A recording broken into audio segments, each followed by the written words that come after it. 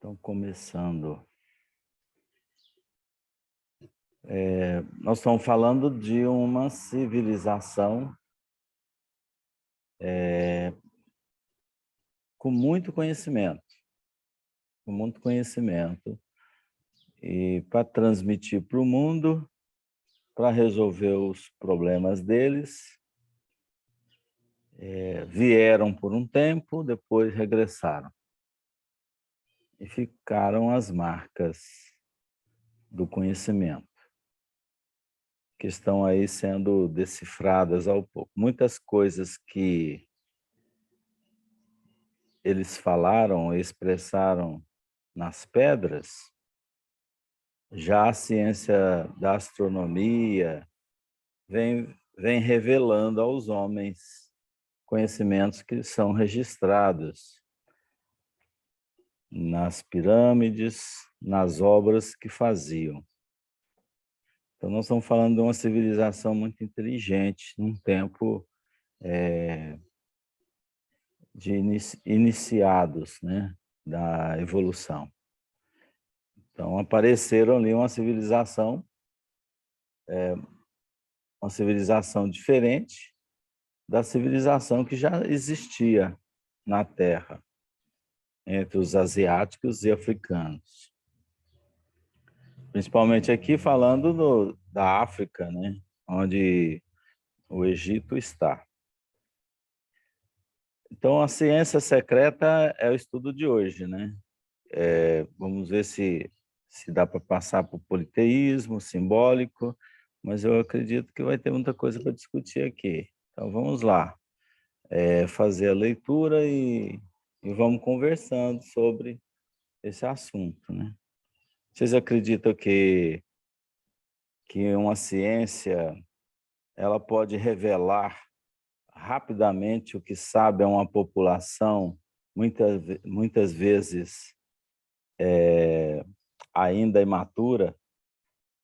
Hoje nós temos estudos secretos, a gente fala, a NASA tem muito conhecimento que não revela à população. Será que a ciência de hoje esconde informações importantes que hoje a humanidade não daria conta de decifrar, de absorver? Será que isso realmente acontece? Será que o espiritismo não foi ainda muito ao mundo porque é uma ciência secreta e que o mundo não absorve tão rapidamente? A revelação espírita ela aconteceu num determinado tempo onde ela pôde ser aceita, mesmo assim com muitos entraves, porque a população, se o conhecimento tivesse vindo antes, a população não estaria preparada para absorver. Então, parece que isso é natural, é algo que é programado pela espiritualidade, vir o conhecimento no tempo certo, e quando ele chega, ele é difícil de penetrar, porque tem todo aquele cuidado de transmissão, toda aquela a administração do conhecimento, né? Aos poucos. A gente vive isso, viveram os antigos esse formato aí? O que vocês acham?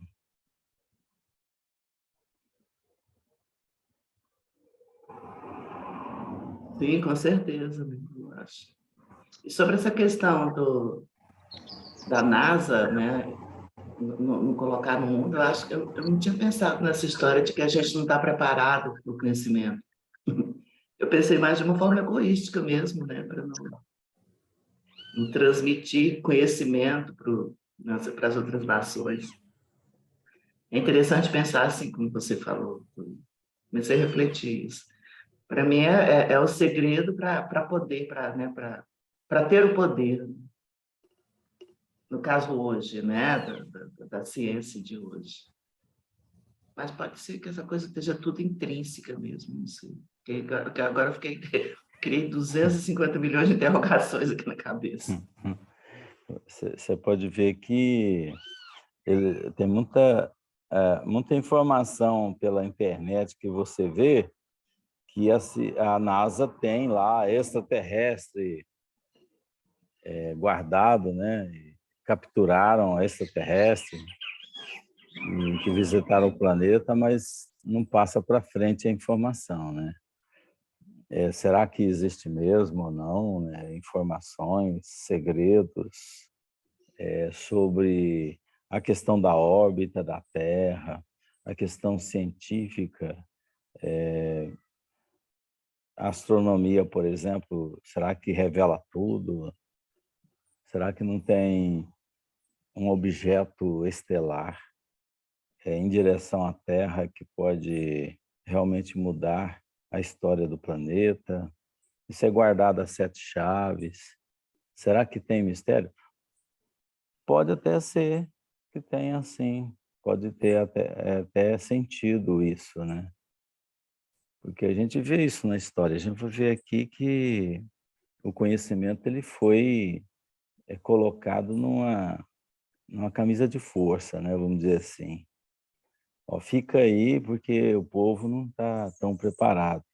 E às vezes a gente vai falar sobre certas coisas, mesmo na casa espírita, há certas resistências de poder falar sobre determinados assuntos. Ainda não é o tempo, né? No próprio Evangelho você vê muito isso, né? Que não é o tempo ainda para se revelar determinadas coisas. Então, o conhecimento parece que vai num sistema de gotejamento, para que não assuste.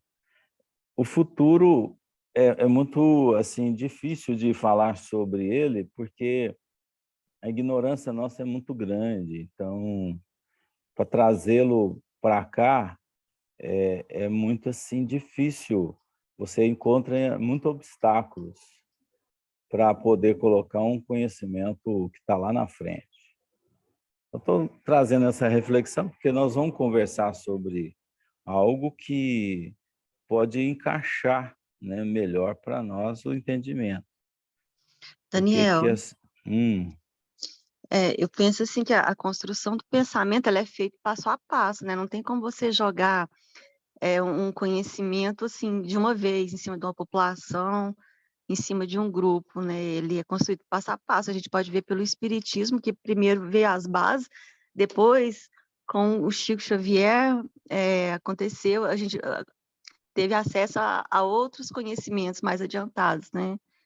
Eu creio que na minha opinião, não dá para jogar um conhecimento muito avançado de uma só vez. então, de certa forma, né, Lara, a gente tem limites, né? Limites.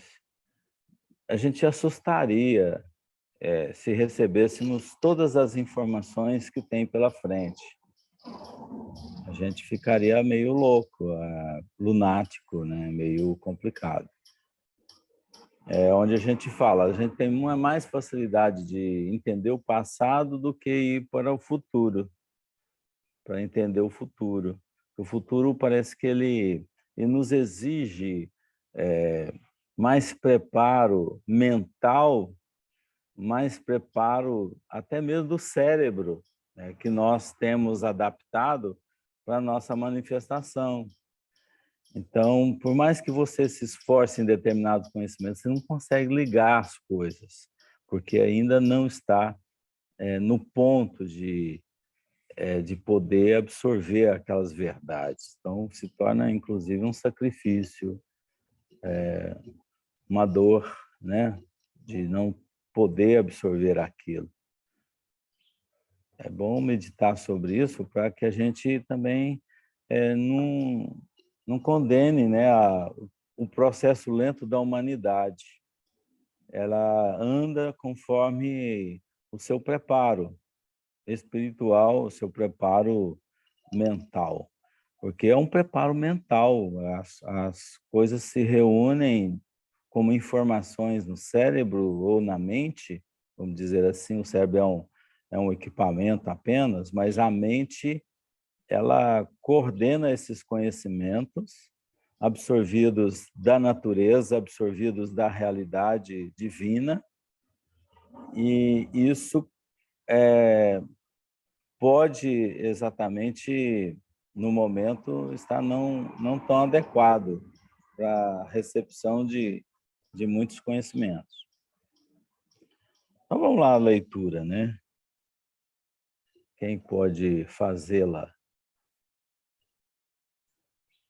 Tem a Jaque, tem a Valquíria, que gosta de ler. Acho que todo mundo Eu que posso gosta de ler. fazer. Sim. Pode ler. A ciência secreta, né? Isso. Você lê tudo primeiro, depois a gente vai voltar. Tá bom. Em virtude das circunstâncias mencionadas, os egípcios traziam consigo uma ciência que a evolução da época não comportava.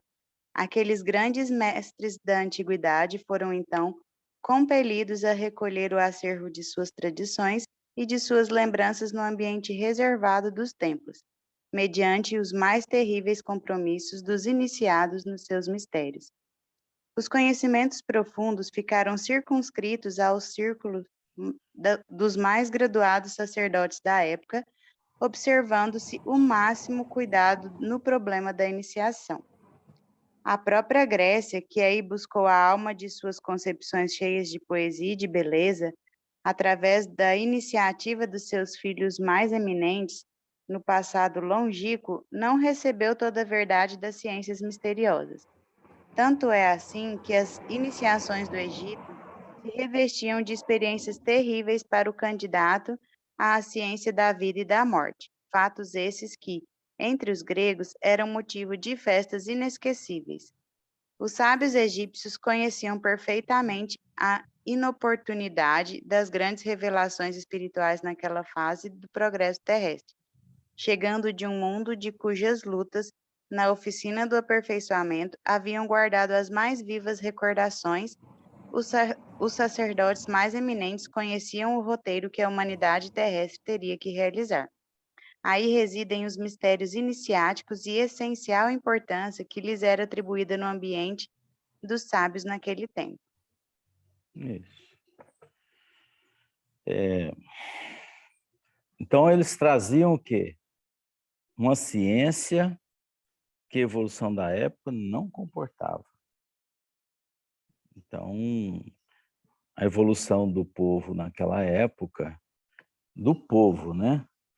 Não tinha como a ciência, que era o grupo que tinha informações, vamos dizer que é o grupo de espíritos que vieram exilados, que tinham conhecimentos profundos, que tinha, mas não tinha como passar. Tinha um conhecimento muito além daqueles que estavam para receber. Então, era difícil essa missão, né, de poder transmitir um conhecimento de tão alto, elevado teor para um grupo de absorção muito pequena. Então, como é que se fazia isso? Vamos lá. Em virtude das circunstâncias mencionadas, os egípcios traziam consigo uma ciência que a evolução da época não comportava. Aqueles grandes mestres da antiguidade foram, então, compelidos a recolher o acervo de suas tradições.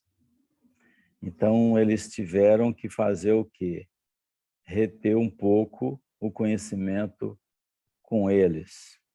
Eram mestres.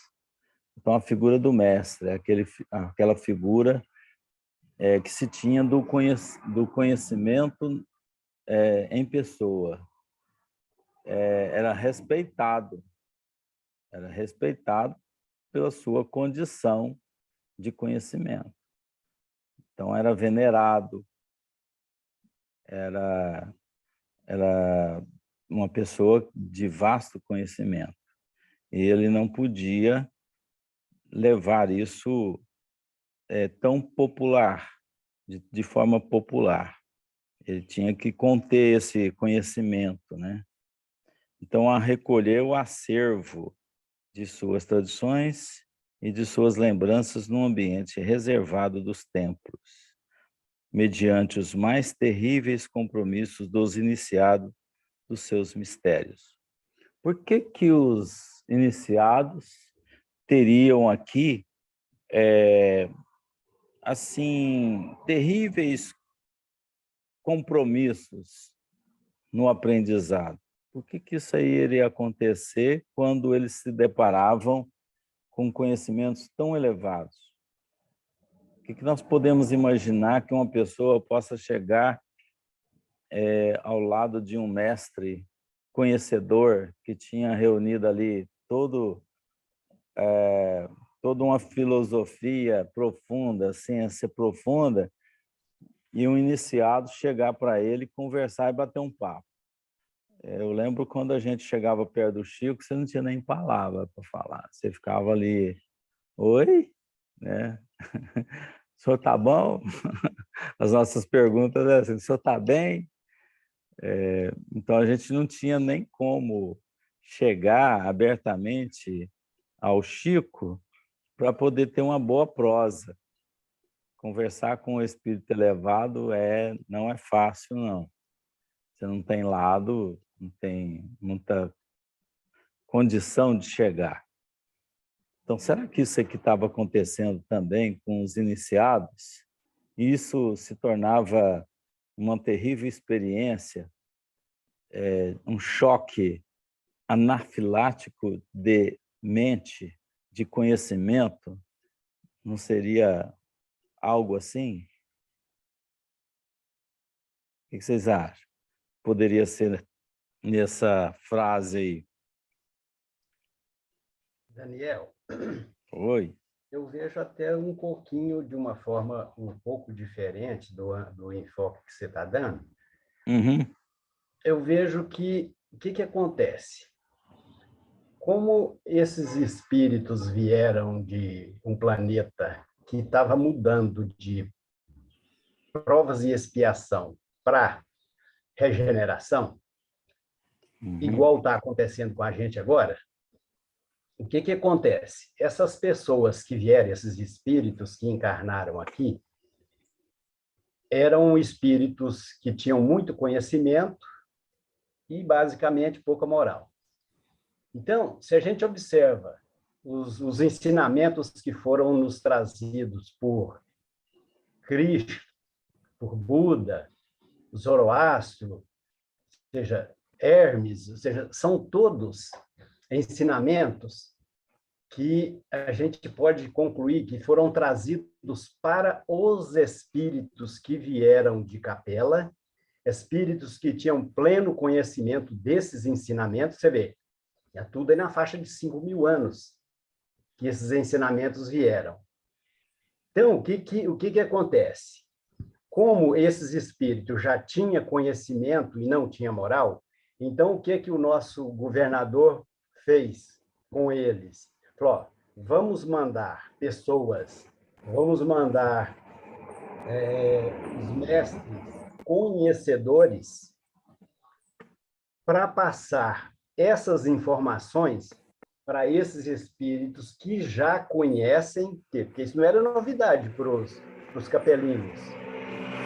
Então, eles vieram, passaram, inclusive por escrito, esses ensinamentos para esses povos hindus, para os chineses, para os egípcios, para os próprios hebreus. Ou seja, então o que aconteceu? Aqueles espíritos que, na nova realidade, diante do sacrifício que eles foram submetidos inicialmente aqui, e que conseguiram captar, assimilar e praticar esses ensinamentos que foram trazidos por esses grandes mestres, o que aconteceu com eles? Opa, eu conheço isso, basta só eu praticar e estou indo embora. Então, esses espíritos que tiveram essa capacidade de assimilar, absorver e praticar esses ensinamentos, você pode ver que não tem muita diferença dos ensinamentos que foram trazidos há 5.000 anos do que Jesus trouxe, ou seja, praticamente a mesma coisa. Então, primeiro vieram esses mestres para relembrar para tocar lá no âmago desses espíritos que foram degradados. Então, aqueles que conseguiram assimilar, praticar, foram embora. Ou seja, basta, qual a lógica dele? Nossa, mas isso aqui eu já conheço, então o que eu tenho que fazer? Diante dessa realidade difícil que eu tenho aqui agora, é só eu praticar que eu vou embora para casa. E que foi o que aconteceu. Então, então, qual que era o projeto? E é o que, felizmente, vai acontecer com a gente quando a gente for degradado. Ou seja, o Cristo do planeta para onde a gente for, opa, o Amaro, o Daniel já conhece isso aqui, então vamos mandar alguém para fazer com que ele relembre tudo isso, basta só ele dar fazer um upgrade na sua moral e tá ele voltando para a Terra. Então, eu acredito que é isso que deve ter acontecido. Por quê? Você pode ver que todas esses antigos, esses ensinamentos antigos, é muito semelhante ao que Jesus trouxe. Aí depois veio Moisés, e já deu mais uma sintetizada, porque, basicamente, o que Moisés trouxe? Não faça isso, não faça aquilo, não faça aquilo outro. Ou seja, foram basicamente 10 mandamentos. Opa, então, Moisés já trouxe um ensinamento mais para o povão. Ou seja, porque os espíritos evoluídos que captaram os ensinamentos e praticaram, voltaram para casa. Então, aí, ficamos nós, os que foram degradados, renitentes no mal, e aqueles que eram daqui. Aí Moisés já trouxe, opa, não faça isso, não faça aquilo, amar a Deus, amar ao próximo, TTT. Não, amar a Deus foi só no Deuteronômio que saiu. Moisés mesmo ainda não falou do amar a Deus. Então, aí o que acontece? Aí Moisés veio e falou, não faça isso, não matar, não roubar, não desejar a mulher do próximo, ou seja, já deu um ensinamento mais genérico, ou seja, negão, vocês que estão aqui, que não conhecem a história e a ciência dos iniciados, vocês precisam começar a fazer, não faça isso, não faça aquilo, não faça aquilo outro. Aí depois vem Jesus mandando amar, amar, amar. Amar a Deus, amar ao próximo e amar aos outros. Ou seja, e a gente continua não entendendo, ou seja, porque nós que estamos aqui, somos aqueles ou que viemos lá de Capela ou de outro planeta e que não quisemos aproveitar o ensinamento dos iniciados, ou então éramos originários daqui mesmo. Aí veio agora a doutrina espírita passando tudo a limpo de forma clara, ou seja, você não precisa pensar nada. Amar, está tudo escrito aí, o que você tem que fazer, o que você não pode fazer. Amar, amar e amar. Ou seja, agora, se você não quiser, legal, não tem escolha, não adianta, não precisa, agora a gente não precisa de iniciado, não precisa de ninguém mais, porque está tudo claro.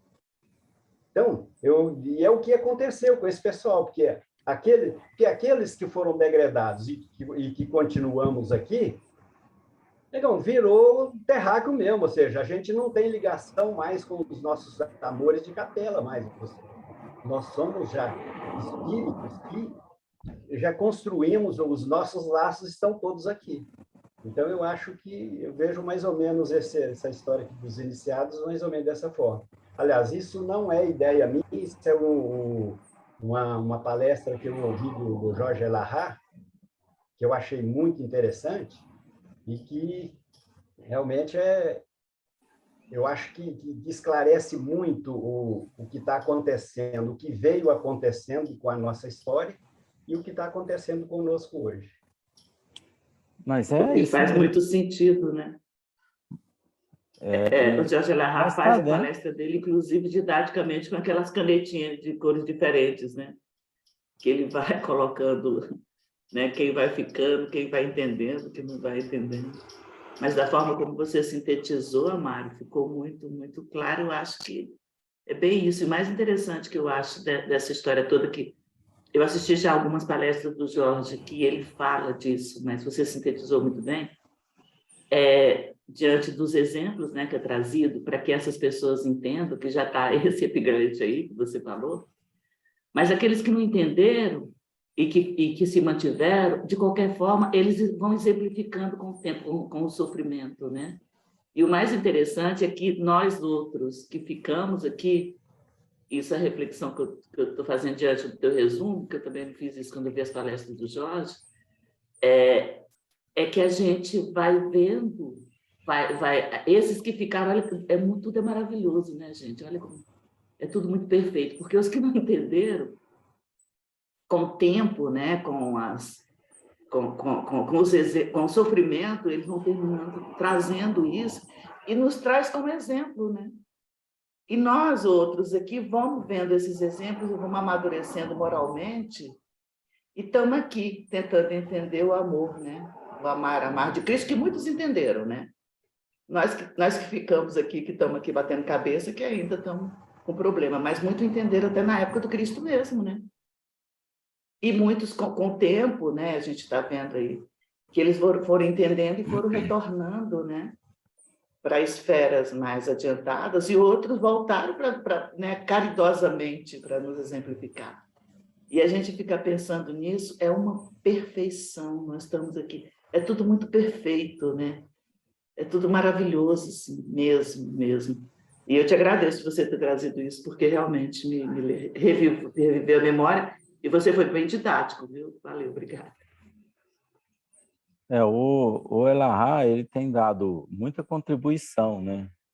Assim como outros que estão realmente conversando sobre o assunto, né?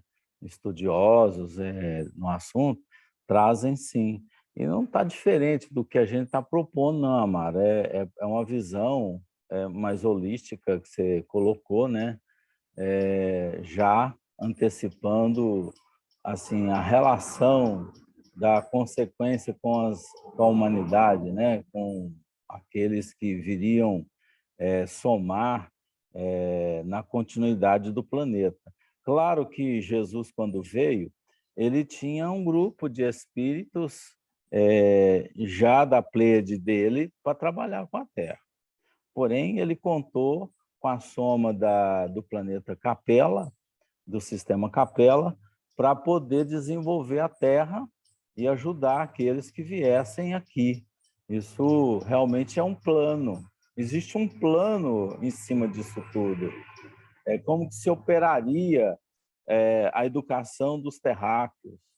Então, à medida que você tivesse a presença destes capelinos, e com a soma dos iniciados na evolução na Terra, isso com certeza iria provocar uma eletricidade aí, né? De informação.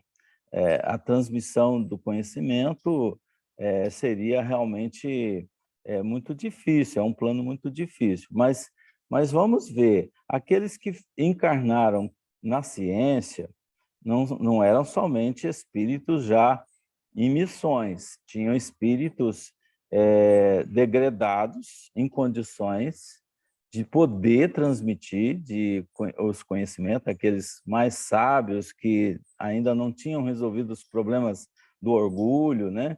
E muitas vezes reencarnavam aqui como mestres, como pessoas, espíritos em condições de poder transmitir.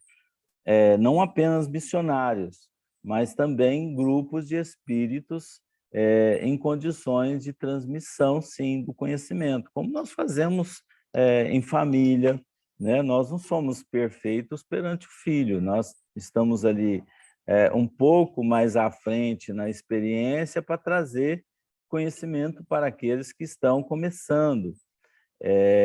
Assim era num conjunto maior da sociedade. Claro que aqueles que começaram conosco para nos ensinar já voltaram faz tempo. E o que ficaram aqui são mesmo terráqueos iniciados em evolução que continuam a absorção desses conhecimentos, né? Isso é natural. Então, diante disso tudo, você fez um relato bacana, a gente continua aqui, os conhecimentos profundos ficaram circunscritos ao círculo dos mais graduados sacerdotes da época, observando-se o máximo cuidado no problema da iniciação. Por que esses cuidados? Por que se tinha cuidado na iniciação? Era preciso saber a condição que aqueles que iriam passar, receber o conhecimento, tivessem condições de absorção metodicamente. É uma metodologia. Assim foi quando nós tivemos as revelações, primeira, segunda, terceira, no tempo certo. Como você colocou, Moisés no tempo certo, falando de algo que seria interessante para a época, e depois Jesus colocando a lição do amor. Parece que foi realmente preparado para receber igual um bolo, né? Vamos começar a fazer a base, depois colocar o recheio, mais uma camada de bolo, mais outro recheio, depois a cobertura. Aí veio a doutrina espírita fazendo a cobertura desse bolo. É mais ou menos isso que nós estamos vendo na sociedade, né? Palavras? Podemos seguir? Perguntas? Respostas? Daniel, mas eu acho que em relação a esses antigos, esses iniciados aqui da época dos egípcios, dos hindus, dos chineses, além de eles terem essa preocupação, observando-se o máximo cuidado no problema da iniciação, que é a mesma coisa, não adianta você jogar pérolas aos porcos. Então, eles tinham, por um lado, a preocupação de passar aquele conhecimento para aqueles que realmente já tinham condições de assimilar, que adiantava, por exemplo, ele fica falando de reencarnação, de mundo dos espíritos para um ídio, para um cara que realmente... Então, eles tinham essa preocupação, e eu acho que, por outro lado, também, eles tinham a preocupação para manter o controle das massas, porque, como eles eram, todos esses que vieram eram extremamente orgulhosos e egoístas, então, por um lado, eles tinham a preocupação de não jogar pérolas aos porcos. E, por outro, eles tinham a preocupação de não passar informação para manter o controle, ou seja, a gente segurando isso aqui, a gente sabe que isso vai acontecer, mas vamos segurar para que esses caras não comecem a pensar que eles também são iniciados e vão querer deixar de ser escravos, querer deixar de fazer tijolo para nós, ou seja. Então, eu acho que tem os dois aí, igual nós já fazemos hoje, né? A gente mantém o controle daquilo que nos dá poder, ou seja, mantemos o nosso orgulho, o nosso egoísmo alimentado, ou seja, mantemos o poder e mantemos as massas sob nosso controle, de preferência analfabetos, sem o mínimo de ambição, que é a situação ideal, e é que é o que a gente está vendo hoje que está acontecendo no mundo, né? Ou seja, é todo mundo preocupado em deixar a humanidade o mais idiota possível para que a gente mantenha o controle sem muito trabalho, sem ter que ficar matando muita gente. Porque os governos ditatoriais não se preocupam com investir com educação, né? Porque povo que pensa é povo problemático. É o que eles faziam na época, a gente continua fazendo aqui para manter o nosso controle, manter o nosso curral. A gente tem governos populistas, também é assim que se faz no meio do poder, né? E a gente sabe que esses espíritos aqui, que eram os graduados, eles não podiam passar o conhecimento tão rapidamente, tão diretamente. Era um martírio também, de certa forma, para eles não poder passar. Porque, veja bem, eu conheço e não posso falar. Eu guardar o conhecimento para mim. Então, tem alguma lição para mim. Se eu enfrentar essa situação, você concorda que eu vou ter dentro de mim o exercício de alguma coisa. Tolerância, paciência, esperar, momento. Então, quer dizer, espíritos de alta iluminação, eles não veio para esse tipo de provação. Eles vêm para outros motivos, para poder realmente deslanchar determinados momentos da sociedade e poder fazer. Agora, esses obreiros que precisam também desse momento são espíritos que estão em condições de evolução, para a evolução. Eles precisam exercitar isso como aqueles que vão, os iniciados, aprender com ele, um ambiente de tolerância, um ambiente de prática de sentimentos, de paciência. Então, haja paciência, você está ali naquele momento envolvido com a classe proporcional. Na verdade, eu quero chegar na questão proporcional. É igual você tem um anjo da guarda, esse anjo da guarda, ele é proporcional ao seu conhecimento. Então, a sociedade também organizada é tudo proporcional. A gente teve um momento aqui de degradados altamente inteligentes para uma terra primária, vamos dizer, num momento assim, bem de início de provas, nem a expiação era ainda foco. Então, claro que iria ter um choque entre um conhecimento superior, mais avançado, e um conhecimento muito primário. Mas isso foi lição para eles, questão do orgulho, principalmente, né, do saber, ter tolerância para os pequenos, para com os pequenos, né? Igual você fala uma coisa para um idoso, às vezes você tem que repetir 10 vezes a mesma coisa, porque ele não te ouviu. Então, a paciência que você exercita ao cuidar de um idoso é muito grande. Você se transforma, você não está transformando o idoso, você está se transformando quando você está transmitindo alguma coisa. Então, eu creio que o ambiente que esses espíritos se encontraram foi esse, de transformar em si mesmo.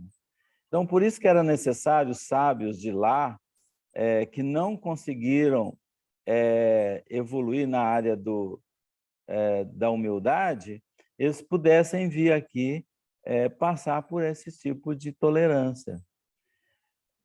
É claro que entre esses haviam os enviados, missionários sempre existiram para a Terra, e eu creio até que esses que vieram junto de Jesus, muitos deles também eram capelinos, de condições que pudessem ajudar a si mesmo e ajudar a sociedade daquela época, a civilização daquela época. E também se somava aqueles que tinham objeto de ajuda com Cristo na Terra, antes mesmo de capela, porque Cristo não era um capelino. Então, como Moisés provavelmente não seria, era um participante de um grupo de elevados espíritos de outros orbes, de outras paragens. Não é só, nós não estamos falando só de capela, nós estamos falando da Terra, de uma evolução de diferentes origens. Jesus era uma origem totalmente diferente. Mas o conhecimento é um só. Então, o que tem em capela, o que tem na Terra, o que tem em outros orbes, o sentido da seta é a mesma. Não existe uma seta diferente, indicando caminho diferente. A mesma linguagem do amor, né? Da tolerância, da amizade, da compreensão. Então, por isso que a gente pode até fazer uma confusão, quem era quem aí, né?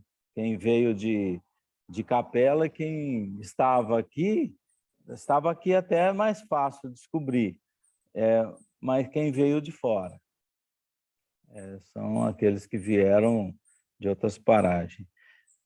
Mas especificamente nós estamos falando daqueles que vieram de capela, aqueles que tiveram a sua instalação na Terra.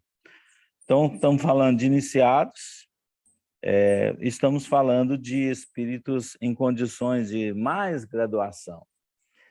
Entre esses que estavam mais graduados, vieram uma turma muito grande que não tinha chegado ao que eles chegaram. Hoje, se você for varrer o planeta Terra, nós vamos ter uma turma de graduados e uma turma de iniciados. Hein? Então, se você for levar isso para um outro orbe, você vai ter esse mesmo problema, a mesma problemática, né? Ter alguém que sabe mais, que vai ser aproveitado em determinadas coisas, em determinadas transmissões de conhecimento, e aqueles que não fizeram nada nesse sentido. Concorda com isso? Você já pensou, Daniel, que delícia que deve ser amarelar num planeta desse aí? Amarelar.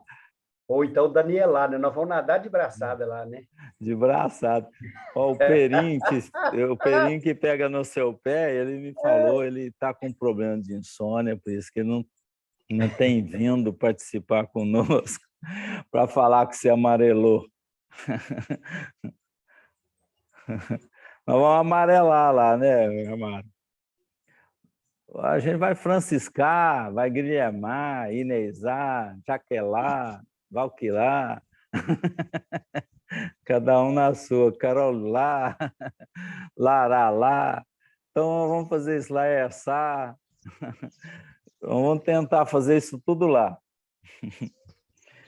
Daniel, Oi. lembrando aí de você fazendo referências de que é muito além de Capela, né? As nossas influências, né? Como de Jesus, de Moisés e tantos outros que vieram de orbes muito superiores. Aí a gente tem que parar para refletir como que a gente não pode titubear em ser tolerante, em ser paciente, porque teve gente com muito mais paciência que a gente para nos tolerar, né? Não, você imagina a paciência de Jesus, né?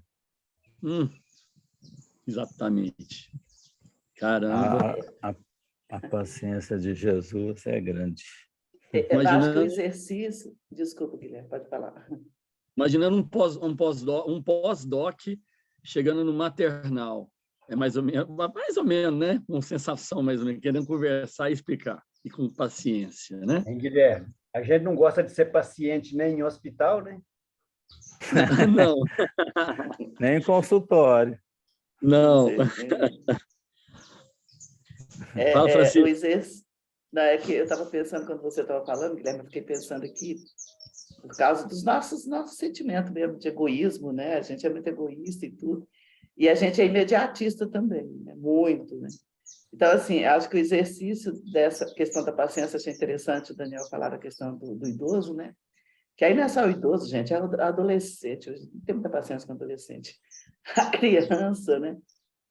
Mas eu acho o seguinte, a partir do momento que a gente se conscientiza que a sua responsabilidade é com o que você faz e com o que você age, com o que você fala, aí sim, você não tem que esperar do outro, você tem que fazer a sua parte. E eu acho que essa é a mais difícil, né? Porque o que acontece? A gente quer sempre que o outro reconheça que nós estamos fazendo. A gente tem que fazer, entendeu? A gente tem... Então, assim, se a gente sabe disso, mas a gente não se conscientiza muito, não. A nossa responsabilidade é conosco, nós temos que fazer o nosso melhor. Se o outro perceber e absorver, que ótimo, mas se ele não reconhecer, né, é dele isso. A gente continua fazendo o nosso melhor. É a questão do amor, né, que eu acho interessante, que a gente está sempre amando quem nos ama, né? É fácil, né? A gente ama quem nos ama. O outro que mexe no nosso pé, nós temos raiva dele, né? Nós emitimos ódio, né? E, na verdade, o grande exercício é exatamente exercitar o amor àquele que nos incomoda, né? Aquele que não gosta da gente, aquele que nos fere. Opa, é muito difícil, viu, filho? Então, eu acho que o exercício está a partir daí. Vamos fazer a nossa parte, e sempre vamos fazer a nossa parte. Vamos exercitar a nossa parte e não esperar que o outro reconheça isso. Até mesmo porque não é o outro que tem que reconhecer isso. Somos nós que temos que fazer o nosso melhor. Esse exercício é muito difícil. Ai, ai, ai. Aí sim a gente vai se liberando das amarras, né? Essas amarras terríveis que nos deixam enegrecidos, né? Como a vaidade, o orgulho. Eu sou melhor coisa nenhuma, estou aprendendo, e graças a Deus que o outro está pisando no meu pé. Como a gente percebe muito bem que quando o outro nos fere, ele está exatamente apontando a nossa falha, né? Aquilo que a gente tem que melhorar. Então, acho que se a gente tiver sabedoria para entender isso, a gente já está no caminho, né, Amado? E Deus não pede nada além daquilo que a gente já dá conta de fazer. Ou seja, você não tem que ser missionário, basta você ser um ótimo pai, um ótimo filho. Nem ótimo ele não pede. Seja um bom pai, um bom filho, um bom irmão, um bom esposo, uma boa marido, uma boa esposa. Ou seja, ele não quer que a gente seja um Chico Xavier, não. Ele quer que o Amaro seja o Amaro, o Daniel seja o Daniel, mas seja um ótimo Daniel. Seja um Daniel que a Inês... Daniel, graças a Deus você está do meu lado. Daniel? O dia que a Inês chegar para você e falou, não, eu quero voltar com você, Daniel, para te ajudar. Eu já pedi isso para ela.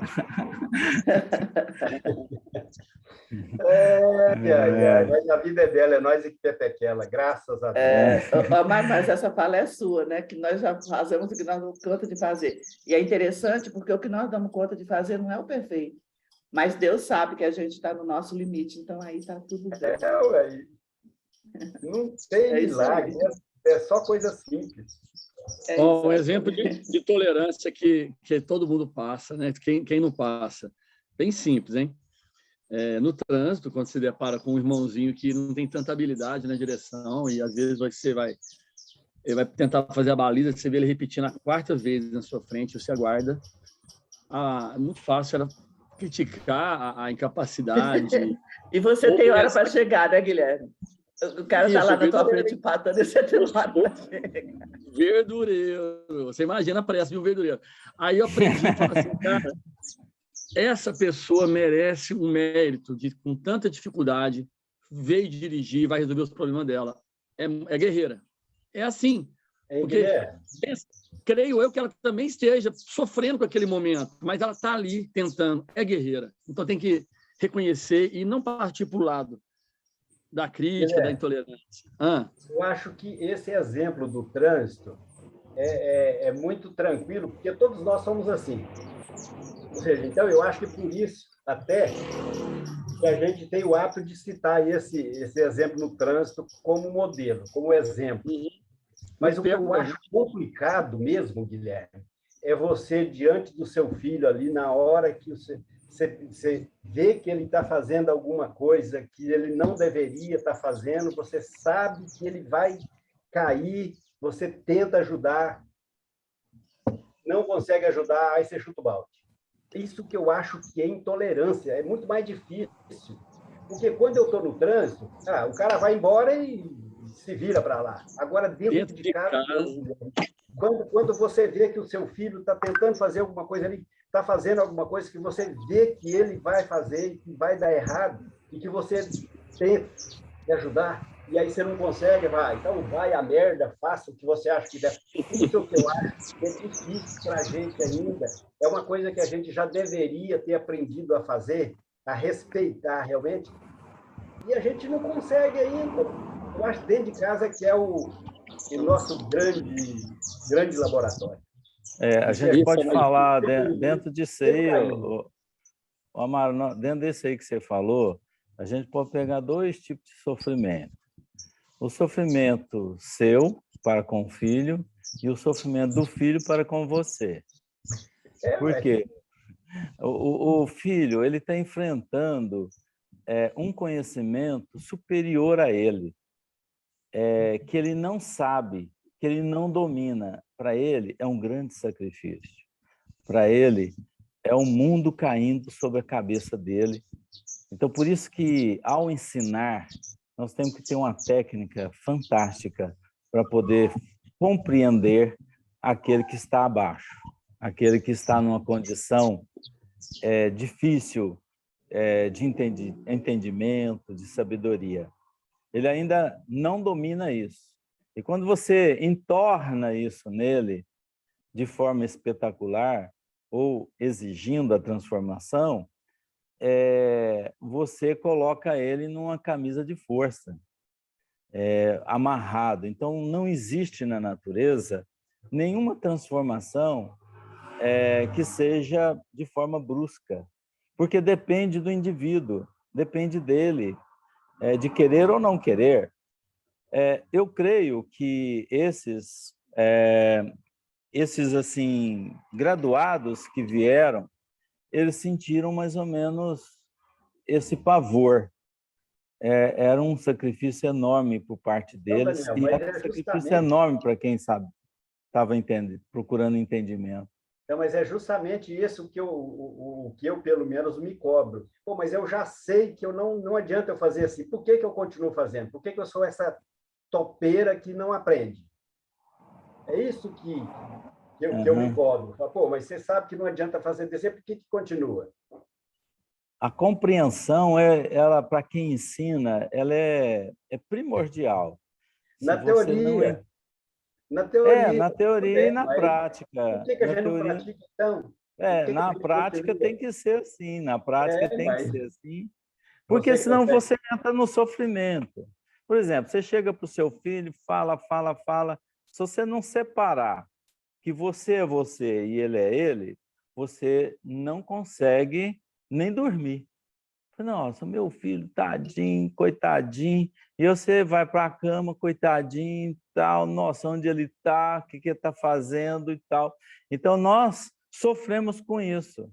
Então, se você compreender que você está só como um agente para ele, como um fator de transmissão lentamente para ele, se você se colocar nessa posição, você não vai sofrer como você sofre hoje.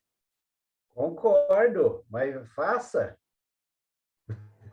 É só isso que é o meu problema. É só... Agora, imagina o sofrimento desses espíritos, seriam sofrimentos olhando a humanidade do jeito que está, as cabeças duras do povo, da civilização, das ilusões que todos nós nos encontramos, das paixões terrestres, seriam, para a cabeça deles, se eles estivessem realmente sofrendo por isso, né? Seriam doidos, loucos na espiritualidade, seria uma espiritualidade louca. Mas eles têm a compreensão, sabem que você está dando passo negativo, mas aquilo tem reflexo positivo no momento certo. Isso é sabedoria. É você entender que a natureza não dá salto, o conhecimento não dá salto. Ele tem que ser devagarinho. Por isso, pais, instrua de acordo, né, com a condição de absorção daquele que está na sua frente. Se você quiser impor alguma coisa, você quem vai sofrer. Imposição não é educação, não tem jeito. Ninguém muda ninguém dessa forma. É a pessoa que muda de dentro para fora e não de fora para dentro. Então, o modelo que nós temos de educação hoje, ele precisa ser mudado. Aos poucos, isso vai ser mudado. Até a evangelização de crianças tem que ser muito bem pensada, muito repensada em muitas coisas que nós fazemos e que não se leva em conta o compasso do outro, né? Vamos terminar aqui, né? Senão não vai dar nem tempo dessa parte. Já não deu tempo. Mas só ir falando da Grécia, que era outro povo que estava lá, né, ao redor, e que veio buscar conhecimento também com os egípcios.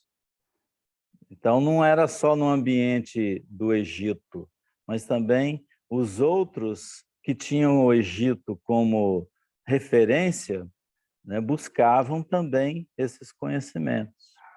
Era buscando ali numa fonte. Então, quer dizer, existia um respeito por esses graduados, por essa ciência secreta que tinha ali.